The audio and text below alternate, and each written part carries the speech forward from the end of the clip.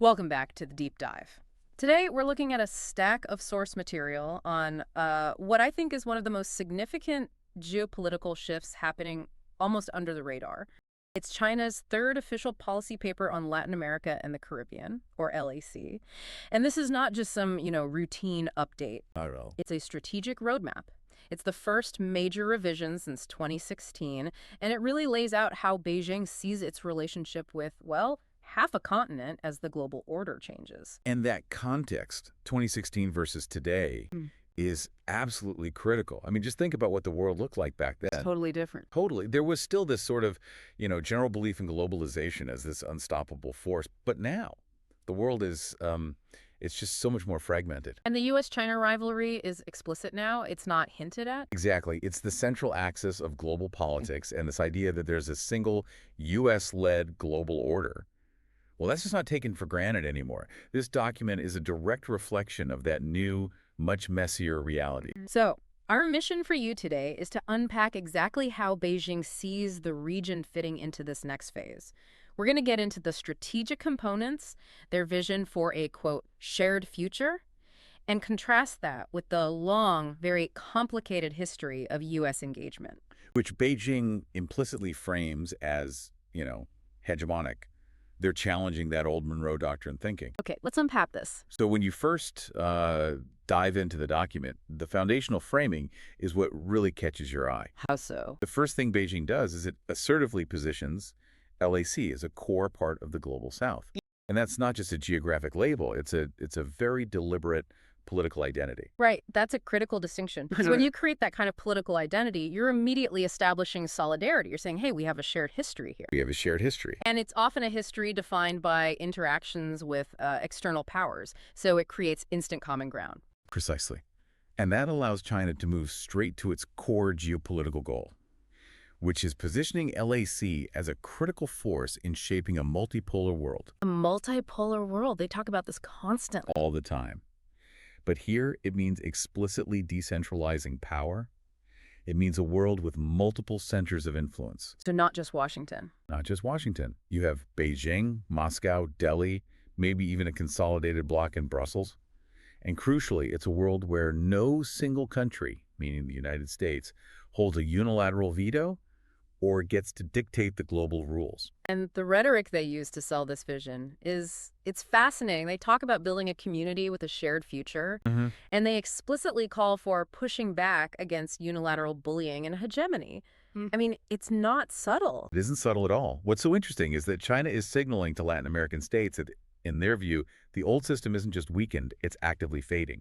And they're offering LAC a partnership role in building what comes next. So it's an invitation. It is. It's a genuine invitation to be part of an architectural shift, not just, a market for Chinese goods or a source for raw materials. And that kind of political respect goes a very long way in this region. Okay, so moving from that big global framework, the strategy gets into concrete political engagement. And if there's a price of admission to this relationship, it starts with the One China principle. Yes, regarding Taiwan. Exactly. Beijing makes it crystal clear this is a core interest, and recognizing this position is, well, it's key to deepening ties. And in return for that recognition, China promises deep mutual support on issues of sovereignty and territorial integrity, which is a really valuable commodity for a lot of LAC states who worry about foreign interference. But then it gets even more interesting. Oh, yeah.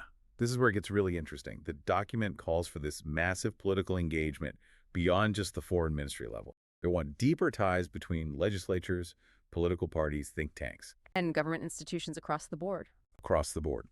And here's the kicker, the most salient point. The Chinese Communist Party says it wants to cooperate with political parties regardless of their ideology.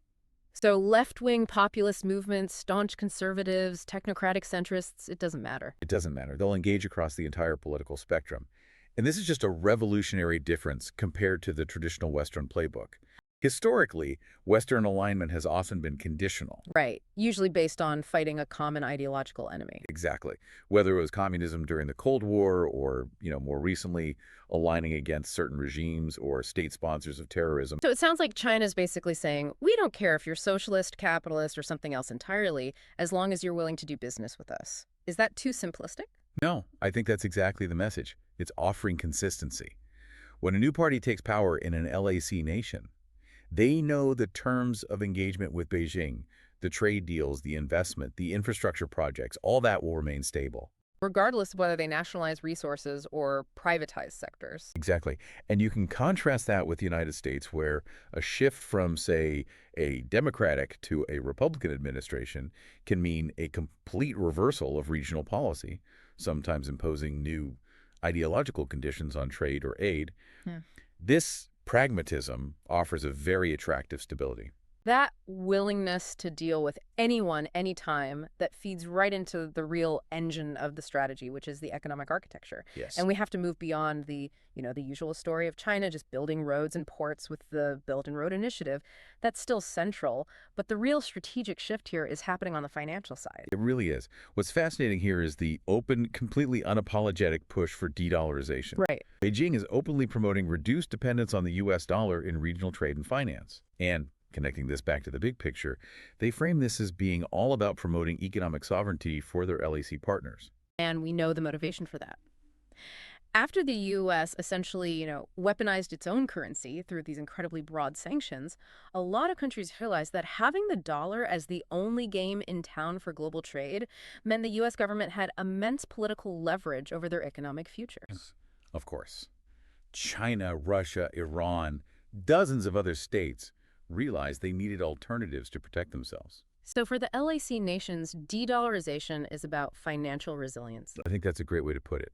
Think of it less as divorcing the dollar entirely and more like setting up a separate checking account that Washington simply can't access or freeze. It gives them autonomy. But how does that work in practice? I mean, de-dollarization is this huge, complex idea. How does the paper actually outline the concrete steps? Well, the document outlines several key mechanisms. First, expanding local currency trade. So a buyer in Mexico and a seller in China can settle a deal in pesos and yuan. Exactly, bypassing the dollar as the middleman. Second, they're promoting currency swap agreements. This is where central banks can exchange a set amount of their local currency directly for yuan. Which guarantees liquidity for trade without needing to have huge reserves of U.S. dollars. Oh, you got it. Yeah. So we're talking about building the plumbing for a parallel financial system. A parallel system. Precisely. And this is why the expansion of Chinese state banks, like the ICBC and the Bank of China, across Latin America is so crucial. They are the institutions that actually facilitate these local currency and yuan transactions. They're creating a financial ecosystem designed to bypass the traditional Western mechanisms, like SWIFT, that have dominated global trade for decades. But isn't this incredibly risky for smaller economies? I mean, if they start hitching their wagon to the yuan, they risk losing the stability and liquidity of the U.S. dollar, even with sanctions in the picture. How does Beijing reassure them? That's a critical question, and Beijing addresses it subtly, not by promising absolute stability, which the yuan doesn't offer yet, but by guaranteeing market access. China is the primary trading partner for so many of these states. So for a country selling copper or soybeans, being able to easily access the world's largest consumer market using yuan transactions, that might outweigh the risk of being politically frozen out of dollar transactions. It's a trade-off that Beijing is making more and more appealing. Okay, so that leads us to the fourth dimension of this policy paper, security and defense cooperation. And this is an area where I think the document goes further than many people might expect. It poses a pretty significant challenge to U.S. historic dominance in the region. The proposals here are extensive. They're talking about more frequent exchanges between military and defense officials, high-level visits, more joint training exercises. And just general coordination of everything from weapons procurement to regional stability. Yes. But they also highlight specific, less traditional areas of cooperation, the kinds of things that build relationship capital. You mean things like counterterrorism, humanitarian assistance, disaster relief? Peacekeeping operations. Exactly. Those are all politically safe, very non-controversial areas of engagement. So it's about building institutional trust over the long term. Absolutely. The document specifically mentions really ambitious educational exchange goals. They want to train thousands of LAC defense and security experts in China over the next few years. That level of long-term cultural and strategic investment, it shows this isn't just about selling hardware, it's about embedding Chinese doctrine and methodology. And all of this military and security engagement is very carefully framed under China's Global Security Initiative, the GSI. So how does the GSI fundamentally differ from, say, U.S.-led security pacts in the region? Well, the GSI is defined by two principles that are basically absent in U.S. frameworks: non-interference and comprehensive security. Okay, what does that mean? U.S.-led pacts often come with explicit political conditions, requirements regarding human rights, democracy, institutional reform, Strings attached. strings attached. The GSI, however, offers itself as a security partner without those political conditions. The message is incredibly powerful. China will help you with your security needs, whether it's counterterrorism or disaster relief, and we won't tell you how to run your country. So that's the core of the pragmatic offer right there. Exactly. China is positioning itself not just as an economic safety net, but as a politically neutral security provider. And this directly challenges the U.S. position, which has long relied on its uncontested role as the default military and security guarantor in the region. So what does this all mean? If we summarize the core of China's strategy, you have pragmatic politics, a clear push for financial sovereignty through de-dollarization, and this steady establishment of a security partnership. It's clear this isn't just an offer of a short-term trade boost. No, not at all. It's an offer of a permanent structural place in a fundamentally different vision of world order. Which then raises the biggest question for you, the listener. How will Latin American countries choose to navigate this tectonic shift? Because moving in this direction, especially in strategic areas like finance and defense, it means making commitments that are very hard to reverse. You are fundamentally committing to a new system that bypasses Washington. And you know the United States will vigorously challenge this. I mean, it views Latin America as its traditional sphere of influence, that old in its own backyard language that Beijing is working so hard to dismantle. Of course. But here is the provocative final thought we want to leave you with, reflecting this geopolitical tug of war. If the United States can actively engage with Taiwan, which is a core, non-negotiable interest for Beijing, then what standing does Washington have to object when China seeks to expand its own economic, political, and security influence in the Americas? It seems that in this new era of global competition, reciprocal geopolitical pressure has just become normalized. It goes both ways, doesn't it? Something for you to mull or explore on your own.